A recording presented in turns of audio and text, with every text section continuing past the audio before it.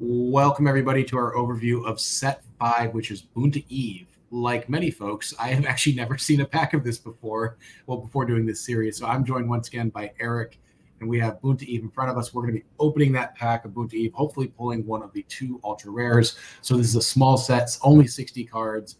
But let's talk about pod racing, which is everyone's favorite mechanic, which I think you're going to be doing a little bit of in Boonta Eve. So Eric, tell us about the Boonta Eve set.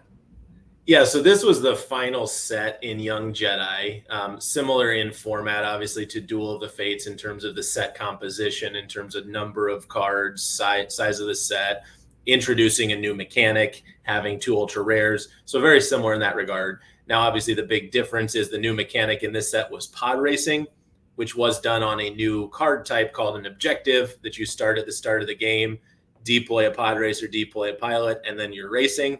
Again, quite frankly, just a weird mini game. This game involves stacking destinies from 1 to 6, and you'd have a wild card that you could use as any number. But basically, you do 1 through 6. That's one lap. You complete 3 laps, you win the game. So it was an alternate win condition. But interesting thing about this is when this first released, they had not tested it well enough such that the light side did have a deck that did pod racing that could essentially never lose because it would just immediately win the pod race, and you could not control 2 planets against it fast enough that it would be done, winning the race on, I can't remember, turn 3 or 4. But the point is the mechanic was totally broken. They had to change the rules actually to the mechanic. So the rules that are printed in the set rules cards, which this was the first set to introduce rules cards, I should say too. But those rules cards, pod racing rules, are different than the actual rules to the game because it was so broken when they released it. And then even if it weren't broken, again, it's just not a welcome diversion to a fast-paced battling game for you to play a little solitaire pod race 1 through 6 over by yourself on your own side of the table. So yeah, I think it was a misstep, obviously, but it was the end of the game at that point. So yeah, so just a timeline a little bit. So this was released in 2001, I think near the end of 2001. So similar to sort of the Reflections 3 Thief Palace. And I think it just was not tested as well because they're just trying to get as much out the door before the license was lost at the end of 2000. Yeah. I actually remember the story of the team of people who built this deck. They actually had seen just, previews of the uncut sheet at a convention showing what the cards in the set were ahead of time, and just in their heads made this deck and said, hey, we can just do this and we'll just, win the pod race. And yeah, ultimately the first major tournament after that, it was very obvious, you're an automatic win of this pod race. So, but aside from pod racing, the other thing that this set introduced that was, depending on how you feel about it, really enhanced the game, or I should say really power crept the game, was there was an Anakin's friend mechanic. So they introduced some very unheard of characters, Kitzer, Wall, Jira, and these characters basically would enable you to, they had the statistics of, like a Sith probe droid, just like a very good small character, but they would enable you to search your deck, for example, for any character or any weapon, just very broad searching capabilities in any deck. So it turned that, at this phase, every deck almost without limitation would want to fill up their green dot with these Anakin's friends and their red dot with Jira to just, pull whatever else you wanted out of your deck at will, which, this isn't Star Wars CCG. So pulling cards from your deck is very limited in Young Jedi. And then suddenly they introduced these cards where you could pull literally anything you wanted. So that was a very big change again, just in terms of the randomness and the fast pace. Suddenly it's not random anymore. Suddenly you've got your perfect show on every single planet, and you're getting that Qui-Gon, you're getting it with his lightsaber, you're getting, exactly what you need all the time. And you're having to shuffle and search to get it. But, so it's definitely a big change in how the game is played when you're introducing that. I'd say that was aside from pod racing temporarily breaking the game, the friend mechanic was definitely the bigger overall lasting change as far as how it affects how the game would play. It's like a very cute little mechanic. Anakin's friends. Lord Vader has no friends later in life. And that's kind of classic young Jedi is they made the similar friends for the dark side and just randomly made them like bounty hunters and stuff that were just people who walked across the screen quick and they caught a screen grab of them. But there was no counterpart to the light side Jira, which Jira was get any friend out of your deck for a 1 deploy 5 destiny in the red dot. It was just a fantastic card, and the dark side just got no counterpart to that.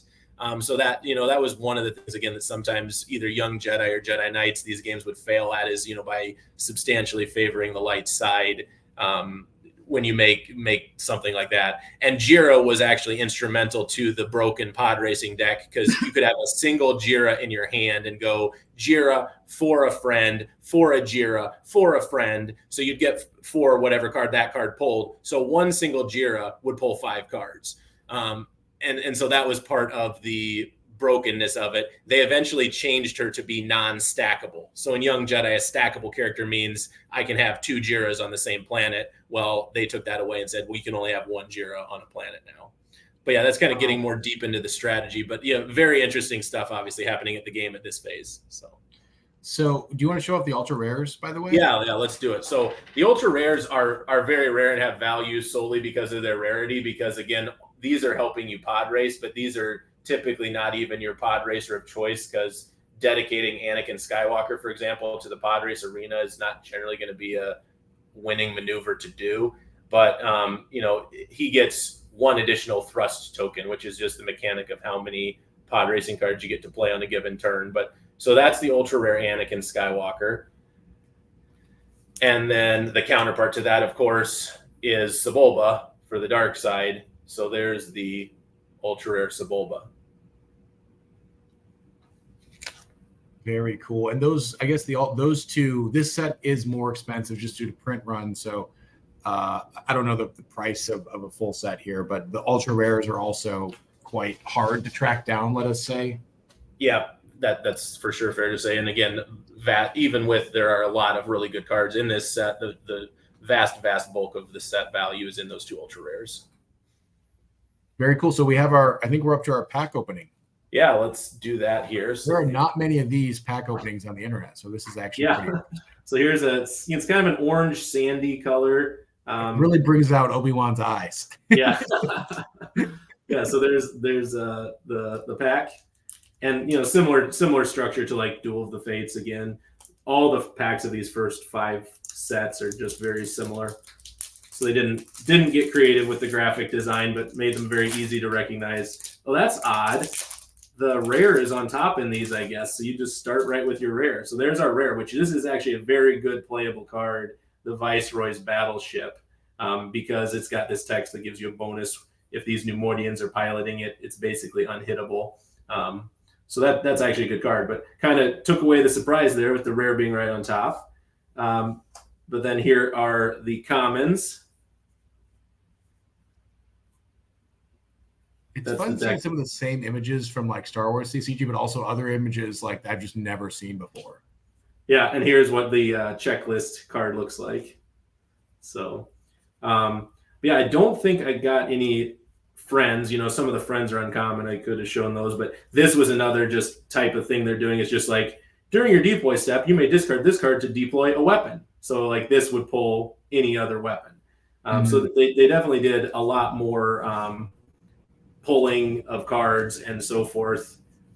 But yeah, the art on these I do always like seeing, because there are certain things. There's the dark side version of pull any weapon, so those 2 are the equivalent card.